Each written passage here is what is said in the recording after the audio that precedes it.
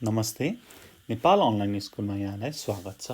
आज हामी बाईको बारेमा पढ्दैछौँ। BY बाई, अर्को बाईवाला बाई हैन है, गुड बाईवाला बाई हैन। अब यो बाई कुन ठाउँमा युज हुन्छ, कसरी युज हुन्छ र थोरै अरू कुराहरूसँग, अरू प्रिपोजिसनहरूसँग डिफ्रेन्सेस के छ त हामीले अगाडि पढेको प्रिपोजिसनहरूसँग भन्ने कुरो सबै यसमा डिटेलली हामी गर्छौँ। ठिक छ, ल हामी सुरु गरौँ। फर्स्टमा अब हामीले केमा युज गर्छौँ भन्ने कुरामै we can say that something happens by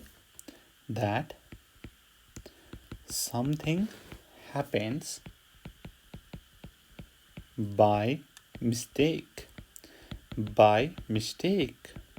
अथवा by accident,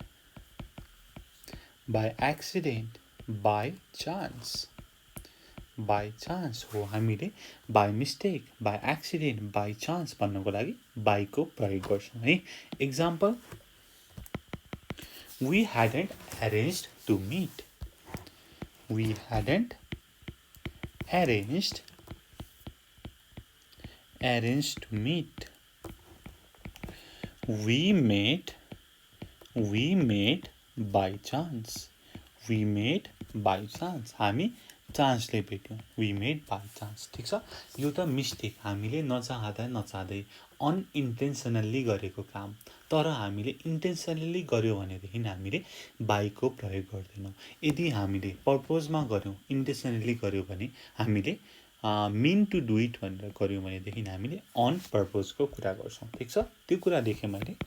but we say do something on purpose. Do something on purpose भनेर भन्छौँ। यो भनेको के हो त भनेपछि you mean to do it, के त you mean to do it intentionally। ठिक छ। Example, I didn't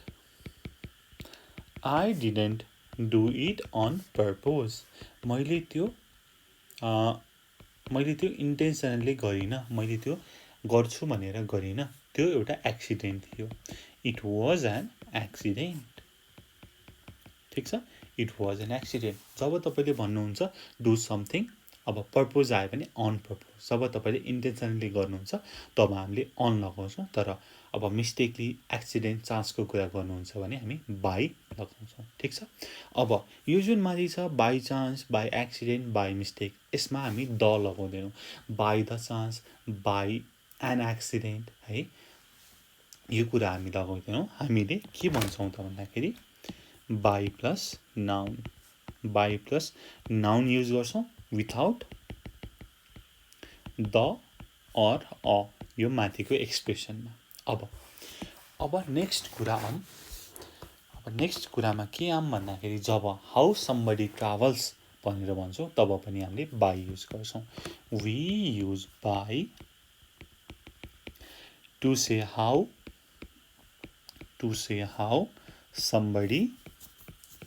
somebody travels, कोही कसरी ट्राभल गर्छ भन्नको लागि हामीले बाईको प्रयोग गर्छौँ। For example, you can travel, अब तपाईँ के मिडियमबाट ट्राभल गर्न सक्नुहुन्छ। कारबाट ट्राभल गर्नुहुन्छ भने कसरी ट्राभल गर्नुहुन्छ भन्दाखेरि by car, by train, by plain,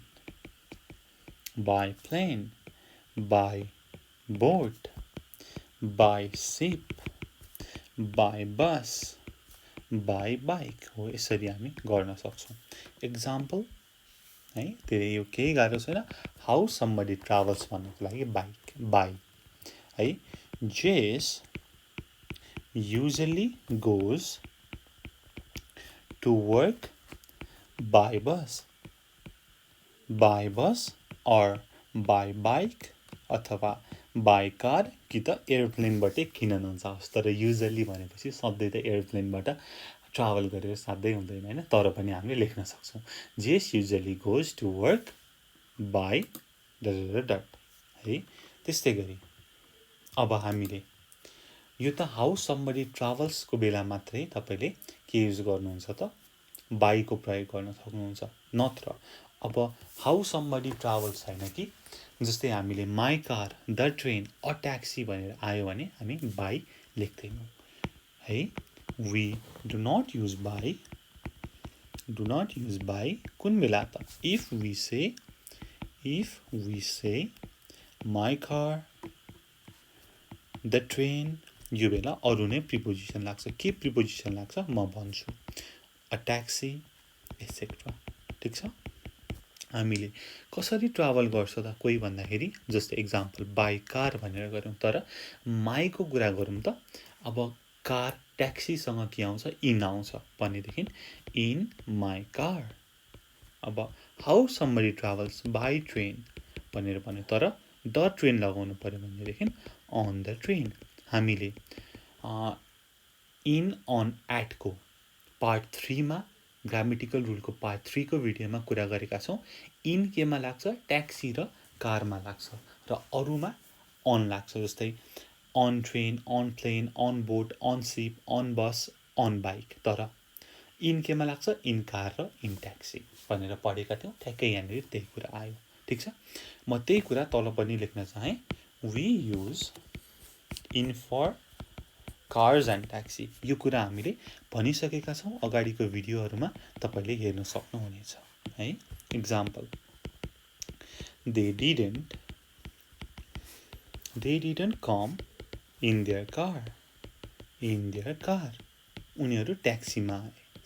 they came in a taxi. Similarly हामीले ट्याक्सी र कार बाहेक अरूमा अन लगाउँछौँ। We use on for bikes and public transportation and public transport. For example, we traveled on the 6:45 train. We traveled on the 6:45 train. ठिक छ। अब हामीले foot, हामी हिँडेर आयौँ भनेदेखि हामी बाई फुट युजली लगाउँदैनौँ।